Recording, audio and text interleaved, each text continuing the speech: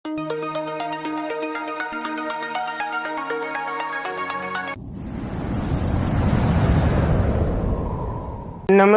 ગુજરાતના અધિકારી મિત્રો, આજે આપણે 5 એપ્રિલ 2026 નું મોસ્ટ ઇમ્પોર્ટન્ટ કરંટ અફેર સાથે સાથે જીકે અને જીએસ વિશે ચર્ચા કરવાના છે. તો ખાસ કરીને ચેનલ ઉપર નવા હોય તો ચેનલને સબસ્ક્રાઇબ કરી લેવી, વિડીયો પસંદ આવે તો લાઈક કરવો અને તમારા મિત્રો સુધી અવશ્યથી આ ક્લાસ શેર કરી દેવો, જેથી તે આ માહિતીનો લાભ અવશ્યથી લઈ શકે. તો ચલીએ આજના ઇમ્પોર્ટન્ટ ક્લાસની આપણે શુભ શરૂઆત કરી દઈએ.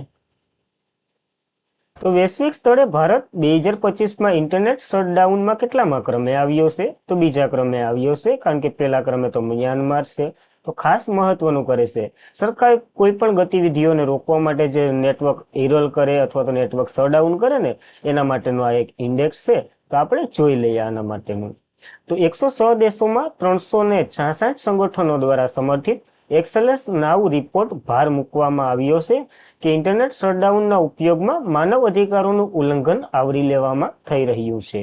અને ભારત 2025માં 65 વખત ઇન્ટરનેટ શટડાઉન કરી અને જે લોકશાહી દેશમાં સૌથી વધુ વખત આ મેળવ્યું છે ભારતે. જ્યારે મ્યાનમારની વાત કરીએ તો 95 વખત મ્યાનમારે ઇન્ટરનેટ બંધ કરી અને વૈશ્વિક સ્તરે પહેલા નંબર ઉપર છે. ભારત 65 વખત બંધ કરી અને બીજા ક્રમે છે. તો ખાસ ક્રમ યાદ રાખવાનો. ભારત 65 વખત ઇન્ટરનેટ બંધ કરી અને 2017 પછીનું સૌથી ઓછું પણ હજુ સુધી પણ વધારે થઈ રહ્યું છે ઇન્ટરનેટ બંધ કરવાનું ભારતનું. અને ઇન્ટરનેટ શટડાઉન એટલે કઈ ગતિવિધિઓ? તો કે જ્યારે સરકાર જાણી જોઈને ઇન્ટરનેટ અથવા તો મોબાઈલ ડેટાનું બંધ કરે, જેથી લોકોને માહિતી શેર કરવી ન શકાય. ટૂંકમાં કોઈ ખોટી માહિતી હોય તો એ બને હાસી માહિતી પર ત્યાં દબાઈ જાય. સોશિયલ મીડિયા અથવા તો મેસેજિંગ બંધ કરી દે. અફવાઓ અથવા તો વિરોધ પ્રદર્શનને નિયંત્રણ કરવા માટે આવું કરી શકે છે. તો ખાસ આના માટે બંધારણમાં ઘણા કેસો પણ થઈ ગયા. તે બધીની ચર્ચા નથી કરતા, ખાલી આ મહત્વનો રિપોર્ટ યાદ રાખજો, કારણ કે કરંટ બેઝ જ પ્રશ્ન આવશે, તો આપણને જોઈ લેવું. ત્યારબાદ કયા રાજ્યની 3 પંચાયતોને દીનદયાળ ઉપાધ્યાય અને નાનાજી દેશમુખ પંચાયત સ્તર વિકાસ પુરસ્કાર 2025 થી સર્વ સન્માન મેળવ્યું છે, એટલે પહેલા નંબર ઉપર આવ્યું છે? તો 3 પંચાયતો જે ત્રિપુરાની છે, એમાંથી 2માં આ એવોર્ડો છે ને, એમાં પહેલા નંબરે ત્રિપુરાની છે, આમાં ત્રીજો ક્રમ મેળવ્યો છે. તો બધી જોઈ લઈએ આપણે. તો ત્રિપુરાની 3 પંચાયતોએ દીનદયાળ ઉપાધ્યાય અને નાનાજી દેશમુખ પંચાયત સાક્ષરતા વિકાસ પુરસ્કારો 2025 થી સન્માનિત થયા છે. જેમાં સિપાહી જિલ્લાની દેશની જે શ્રેષ્ઠ જિલ્લા પંચાયતનો દરજ્જો મળ્યો છે, એટલે કે સિપાહી જિલ્લા પંચાયત છે એને. પંચાબરી ગ્રામ પંચાયત છે એને આરોગ્ય અને મૈત્રીપૂર્ણ શૈલીમાં ટોચનું સ્થાન મેળવ્યું છે. ટૂંકમાં આ બે પહેલું સ્થાન મેળવ્યું. જ્યારે બેકોઠપુરા મહિલા મૈત્રીપૂર્ણ શ્રેણીમાં ત્રીજા સ્થાને રહ્યું છે. આ એકમાં ત્રીજા સ્થાને આવ્યું છે. તો આપણા માટે બે આ મહત્વના યાદ રહી, પણ ત્રણેયના નામો એક વખત જોઈ લેવા. વિજેતાઓમાં પંચાયત લાખો જે 5 કરોડ રૂપિયાનું પુરસ્કાર મળ્યું છે. ટૂંકમાં આને 5નું મળ્યું છે, એના પછી આને 3નું મળ્યું છે અને આને 1નું મળ્યું છે ને એવા બધી પુરસ્કારો છે. પર રાશિ ક્યારેય નથી પૂછાતી, ખાલી પંચાયતો યાદ રાખી લઉં. ત્રિપુરાની છે તો એ ઘણું છે આપણા માટે. હવે પંચાયત રાજ જોઈ લે, કારણ કે બે મેન જે ફેક્ટો ડાયરેક્ટ ઉઠીને એક્ઝામમાં આવતા રહે ને મોઢું ધોયા વગરના, એવા જોઈ લઈએ. તો સ્થાનિક શાસનના પિતા તરીકે આપણે લોર્ડ રિપનને ઓળખીએ છીએ, કારણ કે નેહરુએ શરૂઆત કરી હતી પણ સક્સેસ ન દો. પછી રિપને 1881 ની આજુબાજુ બધી કરી નાખ્યું, વસ્તી ગણતરી બધી. બળવંતરાય મહેતા સમિતિની રચના 1957માં કરવામાં આવી હતી, જેની ભલામણથી જ 2 ઓક્ટોબર 1959ના રોજ ત્રિસ્તરીય પંચાયતી રાજની રચના કરવામાં આવી હતી. આ રચના થઈ ક્યાં થઈ હતી? તો રાજસ્થાન તેલુવેલુ નાગોર જિલ્લામાં થઈ હતી. જવાહરલાલ નહેરુ ત્યારે પીએમ હતા, એને કર્યું હતું. ત્યારબાદ 1992માં 76મો બંધારણીય સુધારો પસાર કરવામાં આવ્યો અને 24 એપ્રિલ 1993ના રોજ આ પસાર થઈ ગયો હતો. અને પંચાયતી રાજ જે બંધારણના ભાગ તો કે 9માં 11મી અનુસૂચિમાં અને કલમની વાત કરીએ તો 243 થી A થી લઈ અને 243 O સુધી આનો ઉલ્લેખ છે. તો મહત્વનો બની રહ્યો છે આ બંધારણીય સુધારો. નગરપાલિકાનો 73મો બંધારણીય સુધારો હતો, તો એ પણ યાદ રાખવું. અને આ 73મો બંધારણીય સુધારો 24 એપ્રિલના રોજ અમલ આવ્યો હતો, એટલા માટે જ આપણે 24 એપ્રિલે પંચાયતી રાજ દિવસ મનાવીએ છીએ. તો આ મહત્વના ફેક્ટો આપણને યાદ રાખવા. હવે એક પ્રશ્ન મારો છે, ગુજરાતમાં પંચાયતી રાજનો અમલ ક્યારે આવ્યો હતો અને કઈ સમિતિનો મહત્વપૂર્ણ ભાગ છે એ તમારે કોમેન્ટ કરવાનું છે. મને યાદ છે પણ હું નહીં કહે, કારણ કે તમારું જીકે વધારવાનું તમારે છે. ત્યારબાદ સંયુક્ત રાષ્ટ્રની વૈશ્વિક ઝીરો વેસ્ટ સિટી યાદીમાં કયા રાજ્યના વર્કલાના સમાવેશ કરવામાં આવ્યો, એટલે કે આ એક સિટી છે અને કેરળનું છે એનો સમાવેશ કરવામાં આવ્યો. અને ભારતનું 40 શહેરો પસંદ કર્યા, એનામાં એકમાત્ર છે. તો યુએન હેરિટેજ અને યુનાઇટેડ નેશનલ એન્વાયરમેન્ટ પ્રોગ્રામના સમર્થન સાથે જ UN secretary general zero waste પર સલાહકારી બોર્ડ દ્વારા સંચાલિત 20 શહેરો શૂન્ય કચરા તરફ પહેલા એમાં કેરળનું વર્નાલુનું પસંદ કરવામાં આવ્યું છે, એટલુંકમાં વર્કાલુની પસંદગી કરવામાં આવી છે. આ પહેલ સંયુક્ત રાષ્ટ્ર દ્વારા ચલાવવામાં આવી રહી છે, જેમાં સામેલ સંયુક્ત રાષ્ટ્ર પર્યાવરણીય કાર્યક્રમ યુએન હેરિટેજ દ્વારા સમર્થિત આ કાર્યક્રમ છે. આ કાર્યક્રમનો હેતુ તો યુનાઇટેડ નેશનલ દ્વારા સંચાલિત છે. આ શહેરોમાં કચરો ઘટાડતા હોય, પર્યાવરણીય બચાવવા માટે ચીજવસ્તુઓનો રિસાયકલ કરી અને પુનઃ ઉપયોગ કરતા હોય એવા વગેરે શહેરોની પસંદગી કરવામાં આવે છે. આપણે તો આ 20 શહેરોમાં એક કેરળનું વર્કાલુની પસંદગી થઈ એ યાદ રાખવું એટલે ઘણું છે. આ પહેલ ટકાઉ વિકાસના લક્ષ્ય ખાસ કરીને જે સસ્ટેનેબલ ડેવલપમેન્ટ ગોલ છે આપણા કેટલા છે તો કે 17 છે, મહત્વના છે, એકવાર જોઈ લેવા. સસ્ટેનેબલ ડેવલપમેન્ટ ગોલ 11 જે ટકાઉ શહેર અને સમુદાય, સસ્ટેનેબલ ડેવલપમેન્ટ ગોલ 12 જે તો કે જવાબદારી વપરાશ અને ઉત્પાદન, અને 13મો તો કે આબોહવા કાર્યવાહી વગેરેમાં આ શહેરનો મહત્વનો ફાળો હતો એટલા માટે પસંદ કરવામાં આવી છે. તો આપણને યાદ રાખવી આ 20 શહેરોમાં એકમાત્ર કેરળનું. ત્યારબાદ કઈ સંસ્થાના મિશન અંતર્ગત ચંદ્ર પર મોકલવામાં આવેલ પ્રથમ મહિલા ક્રિસ્ટીના કોસ બન્યા છે? તો નાસાનું આ એક મિશન છે, મહત્વનું બની રહ્યું છે. આ મિશન શું કરશે તો કે ચંદ્રની આજુબાજુ ફરી અને પાછું આવતું રહેવાનું છે. ચંદ્ર ઉપર પગ નથી મૂકવાના, નકર તો રાકેશ શર્માનો રેકોર્ડ તૂટી જાય. તો નાસાએ પૃથ્વી પરની પરિક્રમા કરી અને 4 અવકાશી મિશન ચંદ્ર પર જવા માટે 50 થી વધુ વર્ષોમાં પ્રથમ ક્રૂ ચંદ્ર ઉડાન ભરી એના માટે એને લીલી ઝંડી આપી છે. આનાથી તો માનવીય પૃથ્વી ભ્રમણ કક્ષાની બહાર જશે અને ચંદ્ર અને ચંદ્રની નજીક ચારે બાજુ આટો મારી અને પાછું આવતું રહે. તો આ મિશનનું આ કાર્ય છે. 1972માં એપોલો 17 મિશન હતું ને, એમાં પહેલી વાર જ્યારે માનવ ચંદ્ર પર ગયો હતો અને પગ મૂક્યો હતો એમાં રાકેશ શર્મા હતા. આ મિશન ચંદ્ર પર ઉતરશે નહીં, ફક્ત તેની આસપાસ ચક્કર લગાવી અને પરત ફરી જવાનું છે. આમાં 4 અવકાશ યાત્રીઓ જવાના છે. રીડ વાઇસ મેનેજર જે કમાન્ડર હશે, વિક્રમ ગ્લોબર જે પાયલટ હશે, ક્રિસ્ટન કોસ જે તો કે ચંદ્ર પર ફરનાર પ્રથમ મહિલા હશે. અને પ્રશ્ન ત્યાંથી જ આવશે. જ્યારે જેરેમી હેરન્સ જે આટલું આગળ વધનાર પ્રથમ બિન અમેરિકન કેનેડિયન એટલે કે બ્લેક વ્યક્તિ બન્યા છે. આ બધી મહત્વના જ નામો છે, તો એક વખત 4 આપણને જોઈ લેવા. અને જે આર્ટેમિસ 1 મિશન હતું ને નવેમ્બર 2022માં શરૂ કરવામાં આવ્યું હતું. એમાં કોઈ માણસ નતો ગયો, ખાલી મિશનને ચંદ્ર ઉપર મોકલ્યું હતું અને જોયું હતું કેવી કેવી ગતિવિધિઓ થાય. હવે માનવને મોકલ્યો છે, માનવ પાછો આવતો રહે તો માનવને ચંદ્ર ઉપર ઉતારશે. તો આ ધીરે ધીરે ખાય છે, કારણ કે એ કાર્ય નથી ખાતું એટલે ઉનાળતું નથી, તો એ ટાઈપનું છે. તો ધીરે ધીરે તૈયારી મજબૂત બને, એ પણ આનું ઉદાહરણ લઈ શકો તમે. નેશનલ એરોનોટિક્સ જી સ્પેસ એડમિનલ એટલે કે નાસાની વાત કરી લઈએ, એની રચના 1958માં થઈ હતી. મુખ્ય મથક વોશિંગ્ટન ડીસીમાં છે. સૂત્ર તો કે બધાના લાભ માટે છે. અને શિપ તો કે નવા બન્યા છે 15મા નંબરના, તો યાદ રાખવા જેરફ આઇઝેકમેન બન્યા છે. તો આપણને યાદ રાખવું. ત્યારબાદ કયા ખેલાડી યુએન સ્થિર મેજર લીગ ક્રિકેટમાં ભાગ લેનાર પ્રથમ ભારતીય આંતરરાષ્ટ્રીય ખેલાડી બની રહ્યા છે?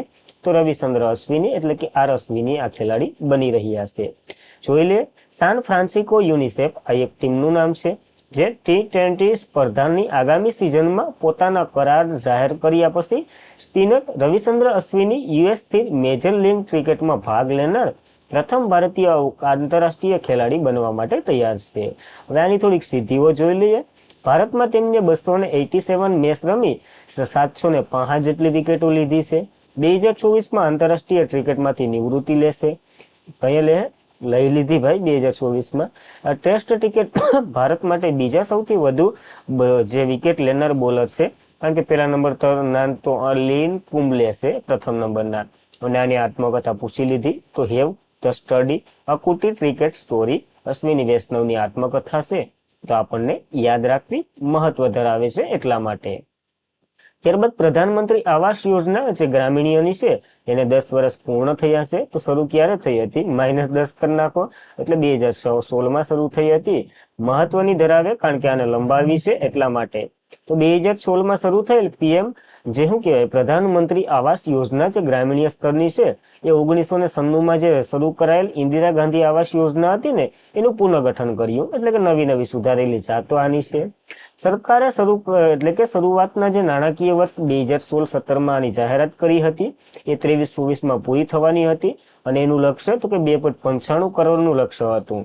તો 2 કરોડ ઘરો જ આવરી લેવાના છે, એટલે લક્ષ્ય પૂર્ણ નથી થયું. એટલે 2024-25ની નાણાકીય વર્ષમાં 2028-29 સુધી ચાલુ રાખવાની અને મંજૂરી આપી દીધી છે. તો ખાસ મહત્વ ધરાવે છે. સરકાર કેટલી મદદ કરે? તો મેદાની વિસ્તારમાં જ્યારે મકાન બનાવતા હોય ને તો 1.20 લાખ આપણે બધી આમાં આવીએ. પર્વતો વિસ્તારમાં બનાવતા હોય તો 1.30 લાખ, 10 લાખ એટલે કે 10,000 વધારે આપે છે. તો યાદ રાખવું.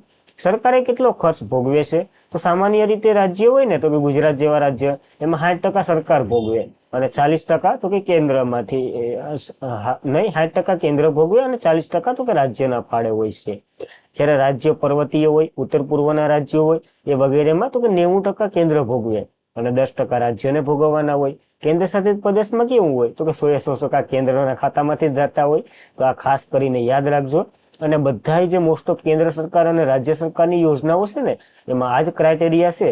તો એકવાર કરી લઉં પછી કેન્દ્ર કેટલા ભોગવે અને રાજ્ય કેટલા ભોગવે એવા પ્રશ્ન આવી ગયા અગાઉ, તો ખાસ એ પણ જોઈ લેવું. CPSCના પેપરો જોઈ લેજો, પૂછાઈ ગયા. પેલા એવાય પ્રશ્ન પૂછાતા કારણ કે એ જ અઘરા હતા એટલા માટે. ત્યારબાદ શિક્ષણ મંત્રાલયે કઈ સંસ્થાને અલગ શ્રેણી હેઠળ ડ્રીમ ટુ બી યુનિવર્સિટી જાહેર કરી છે? તો NCERT-ને જાહેર કરી છે. મહત્વનું બની રહ્યું છે કારણ કે NCERT થાકી ગયો હવે બુકો બનાવીને, તો થોડીક વધારાનું એને જવાબદારી આપી દીધી. તો શિક્ષણ મંત્રાલયે યુનિવર્સિટી ગ્રાન્ટ કમિશનની સલાહથી રાષ્ટ્રીય શૈક્ષણિક સંશોધન અને તાલીમ પરિષદ એટલે કે NCERT એક વિશિષ્ટ શ્રેણી હેઠળ યુનિવર્સિટીની એટલે કે યુનિવર્સિટી માનવામાં આવતી સંસ્થા તરીકે જાહેર કરી દીધી છે. આ નિવેદન મંત્રાલયે જણાવ્યું છે NCERT યુનિવર્સિટી માન્યતા સંસ્થાનો દરજ્જો છે શું કહેવાય યુનિવર્સિટી ગ્રાન્ટ કમિશનની ભલામણથી કરવામાં આવી છે. તો ખાસ યાદ રાખવું અને મંત્રાલયે આવું બધી જણાવ્યું છે. હવે NCERT-ની વાત કરી લઈએ. ટૂંકમાં શું થયું આ સત્તા આપી દીધી? તો NCERT-ને વધુ શક્તિ મળી, એ સ્વાતંત્રતા મળી, જે ભારતની શાળાઓમાં શિક્ષણ અને સુધારા વગેરે કરી શકશે. NCERT-ની જવાબદારીમાં વધારો થયો. NCERT એક સ્વાયત્ત સંસ્થા છે જેની સ્થાપના 1961માં થઈ હતી. જે તો કે સરકાર દ્વારા જે શાળાઓ ગુણવત્તા સુધારવા નીતિ અને કાર્ય પર કેન્દ્ર અને રાજ્યની સરકારને મદદ કરવા માટે સલાહકારી બોડી છે. સલાહકારી બોડી છે, સલાહ માનવી ફરજિયાત છે. તમારે કોમેન્ટ કરવાની છે કે ખાલી એમનેમ જ. ઉદ્દેશ્ય તો કે શાળાની શિક્ષણ સંબંધિત ક્ષેત્રનું સંશોધન કરવું, પ્રોત્સાહન આપવું, સંકલન કરવું, મોડલ એટલે કે પાઠ્યપુસ્તકોનું નિર્માણ કરવું, પૂર્વક સામગ્રી, ન્યૂલેજ, જર્નલ વગેરે તૈયાર કરી અને એને પ્રકાશિત કરવાનું આનું કાર્ય હોય છે. NCERT-નું હવે યુનિવર્સિટી તરીકે ગણાશે તો ખાસ મહત્વ બને છે આપણા માટે. ત્યારબાદ 9 મહિનામાં મંગોલિયાના નવા વડાપ્રધાન તરીકે ફરીથી કોણ ચૂંટાઈ ગયા છે? તો ઉર્સુલ ન્યામ ઓસમ ચૂંટાઈ ગયા છે. તો ખાસ મહત્વના બને છે કારણ કે 9 મહિનામાં 3 જેટલા વડાપ્રધાનો ફરી ગયા અહીંયા. તો રાજકીય અસ્થિરતા અને આર્થિક દબાણના તીવ્ર બળના 9 મહિનામાં ઉલ્કુલ ન્યાય આશોમી મંગોલિયાના નવા વડાપ્રધાન તરીકે ચૂંટાયા છે, જે ત્રીજા નેતા બન્યા 9 મહિનાની અંદર. સંસદે તેમની બહુમતીને સમર્થન આપ્યું છે. પેલા હતા એ ભ્રષ્ટાચાર આરોપીના કારણે અગાઉના જે વડાપ્રધાન હતા જનરસન ગ્રેન્જોમ્બે એને રાજીનામું આપી દીધું હતું. પછી સંસદે ઉર્સુલ ભારેને બહુમતીથી ચૂંટાયા હતા અને આ પાર્ટી તો કે મંગોલિયન પીપલ્સ પાર્ટીના નેતા છે. તો ખાસ એટલું આપણને યાદ રાખવું. હવે બેઝિક માહિતી જોઈ લે મંગોલિયા વિશે. મંગોલિયાની ઉપર રશિયા આવેલો છે, હેઠે ચાઇના આવેલો છે. ઓલી બર્ગરમાંનો સીપ મૂકી હોય એના જેવી રચના છે મંગોલિયાની. આનું કેપિટલ ઉલાન બતાલ છે. સલમ તો કે મંગોલિયન પોંગોલા છે અને PM તો કે ઉખુનાંગી ખુરેન્સી છે. તો ખાસ આ બેઝિક માહિતી પણ આપણને યાદ રાખવી. ત્યારબાદ કયા રાજ્યના પોલીસ પ્રતિષ્ઠિત રાષ્ટ્રપતિ પોલર કલિસ એવોર્ડથી સન્માનિત કરવામાં આવ્યા છે? તો ઓડિશાને આ એવોર્ડ મળ્યો છે. હમણાં ઉત્કૃષ્ટ દિવસ આપણે મનાવ્યો ને 1 એપ્રિલના રોજ, ત્યારે જ આ એવોર્ડ મળ્યો છે. એટલા માટે મહત્વ ધરાવે છે. તો ઓડિશાની પોલીસને પ્રતિષ્ઠિત રાષ્ટ્રપતિ પોલર કલર એટલે પોલીસ કલર એવોર્ડ એનાયત કરવામાં આવ્યો. પોલીસ અથવા લશ્કરી એકમ માટેનો સર્વશ્રેષ્ઠ સન્માન છે આ એવોર્ડ, જે ગૃહ મંત્રાલય દ્વારા મજબૂરી માટે એટલે કે મજબૂત બનાવવા માટે આપવામાં આવે છે. ભારતના રાષ્ટ્રપતિ દ્વારા એનાયત કરવામાં આવે છે. કાયદો વ્યવસ્થિત, ગુના નિવારણ, વ્યવસાયિક, બહાદુરી અને શિસ્ત અધારણ સેવાઓ માટે આ પુરસ્કાર આપવામાં આવે છે. મહત્વ બને છે. આ દિવસ 1 એપ્રિલે આપણે મનાવ્યો ને, ત્યારે આપવામાં આવ્યો અને પોલીસ સ્થાપનાના દિવસને સુસગત કરે છે. આ એવોર્ડ નાગરિકના મૈત્રીપૂર્ણ પોલીસિંગ, ટેકનોલોજી વગેરે ક્ષેત્રે કાર્ય કરેલું હોય ને પોલીસે, એ આ સિદ્ધિ અંતર્ગત આપવામાં આવે છે, એટલે મહત્વ ધરાવે છે આપણા માટે. અને પહેલો વહેલો રાષ્ટ્રીય કલર એવોર્ડ ભારતીય નૌકાદળને મળ્યો હતો. ક્યારે? તો 1951ના રોજ પ્રશાસનમાં સ્થાપના થઈ અને 51માં પહેલો વહેલો આપ્યો હતો. તો મહત્વ ધરાવે છે આપણા માટે આ એવોર્ડ. ઓડિશાને મળ્યો તો યાદ રાખવો, અટાણે ઘણા બધીને મળી ગયો. ત્યારબાદ એશિયન સ્ક્વોશ ફેડરેશન દ્વારા કયા ભારતીય ખેલાડીને 2025ના સર્વશ્રેષ્ઠ પુરુષ ખેલાડી તરીકે જાહેર કરવામાં આવ્યા છે? તો અભયસિંહને જાહેર કરવામાં આવ્યા છે. ઘણા એવોર્ડો આપવામાં આવ્યા છે, બધા જોઈ લઈએ આપણે. તો એશિયન સ્ક્વોશ ફેડરેશન અભયસિંહને 2025ના પુરુષ ખેલાડી તરીકે નામ આપવામાં આવ્યું છે. અનાહતસિંહને છોકરીઓ એટલે કે જુનિયર શ્રેણીમાં ટોચનું સન્માન મળ્યું છે.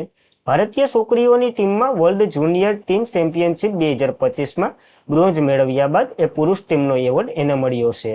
તો ખાસ મહત્વ ધરાવે છે. જ્યારે અગાઉ સૌરવ ઘોષાલ અને જોશન સિન્નાપ્પાને 2022માં આ એવોર્ડો મળી ચૂક્યા છે. તો આ કંઈ નવું નથી, એ કહેવા માંગે છે.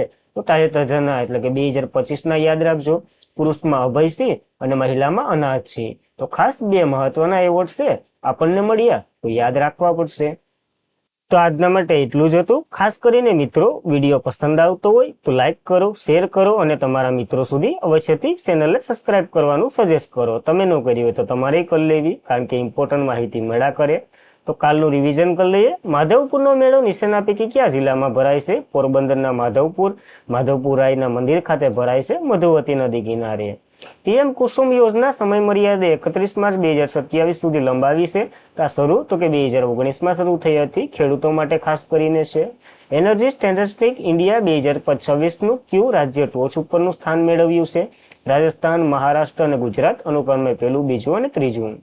ત્યારબાદ NGOPEV કાર્યક્રમ હેઠળ લોન્ચ કરાયેલ પ્રથમ સ્વદેશી યુદ્ધ જહાજનું નામ તો કે INS શશી રાખવામાં આવ્યું છે. કોચીન દ્વારા બનાવ્યું.